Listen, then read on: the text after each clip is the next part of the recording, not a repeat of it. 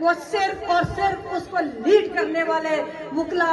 कायदीन है और हमारी सियासी जमात। मैं अब जिक्र करूंगी कि 9 मई के बाद उस मशकूक वाक़ये के बाद जिस तरह हमारे सियासी ILF के साथियों ने, PTI के साथियों ने जिस तरह जदोजहद की, तो मैं उनको भी सलाम पेश करती हूँ। और जिस तरह उनकी क़यादत ने इस इस्टेब्लिशमेंट और जर्नैलों के साथ कंप्रोमाइज नहीं किया, हम यही उम्मीद रखते हैं कि आइंदा भी जो आखिरी शिकस्त होगी वकला के साथ मिलकर, जो सियासी वर्कर्स हैं, जो पॉलिटिकल पार्टी जो इस वक्त ज़ेरे ताब है, हम इनको आखिरी शिकस्त देंगे। और आखिर में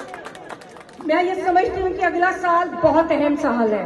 कि जिस तरह का क्राइसिस हमने ये देखा इस साल जो हमने जदोजहद की, हमें ये बहुत अहम है कि हाई कोर्ट बार में असद मंजूर भट्ट साहब आगे हमें लीड करें ताकि ये जो हमारी जदोजहद है इसको मंतकी अंजाम तक पहुंचाएं। और ये जो जस्टिस फायज ईसा के फैसलों में हमें जस्टिस मुनीर और जनरल मुनीर